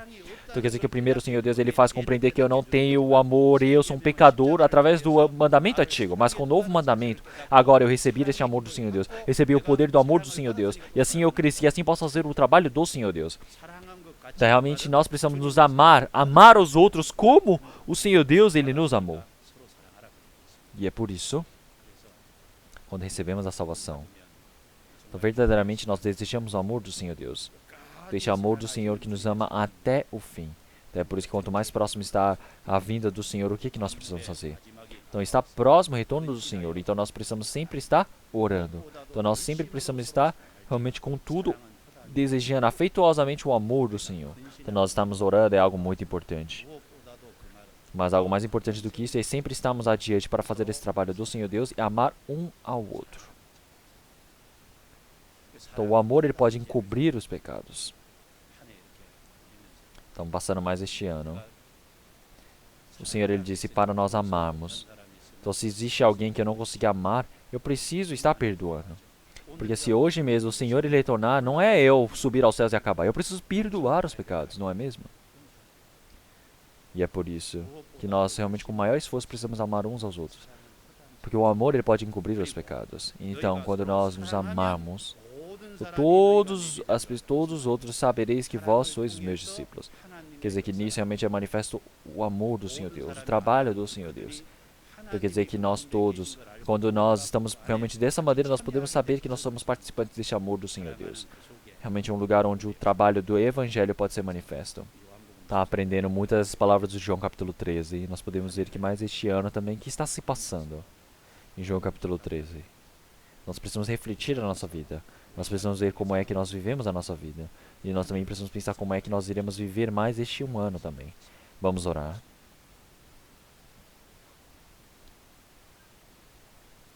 Senhor Deus Pai, santo e misericordioso, nós agradecemos por todas as coisas, Senhor. Porque o Senhor Deus permitiu mais este ano para estar junto conosco, para nos trazer até aqui. E através da graça, através da sua palavra, o Senhor Deus nos preencheu. O Senhor Deus nos ajudou neste ano. Senhor, neste ano também, para esse novo ano, que o Senhor Deus possa permitir muitos dos seus trabalhos, para que possamos realizar um grande trabalho diante do Senhor Deus. Que nós possamos olhar para este ano mais que se passou e que possamos pensar se nós vivemos em obediência, em sujeição diante do Senhor Deus. Que toda a nossa vida diante do Senhor Deus, realmente que nós possamos ser sujeitos à sua palavra, que nós possamos estar cheios da sua palavra, que nós possamos terminar muito bem este ano, que o Senhor Deus permita a graça para que nós possamos viver com grande força para o próximo ano que está vindo. Nós todos pedimos e desejamos isso afetuosamente diante do Senhor Deus, que o Senhor Deus ele manifestou para nós a sujeição, a obediência, que nós todos possamos viver dessa maneira, que nós possamos ser conduzidos para a sua palavra. Senhor, muitas pessoas que ainda não receberam a salvação que estão ao nosso redor, que o Senhor Deus permita para que todos nós possamos ser utilizados para o trabalho da salvação dessas pessoas, que o Senhor Deus possa utilizar toda a nossa família de forma preciosa, Senhor. Nós oramos em nome do Senhor Jesus Cristo que nos salvou. Amém.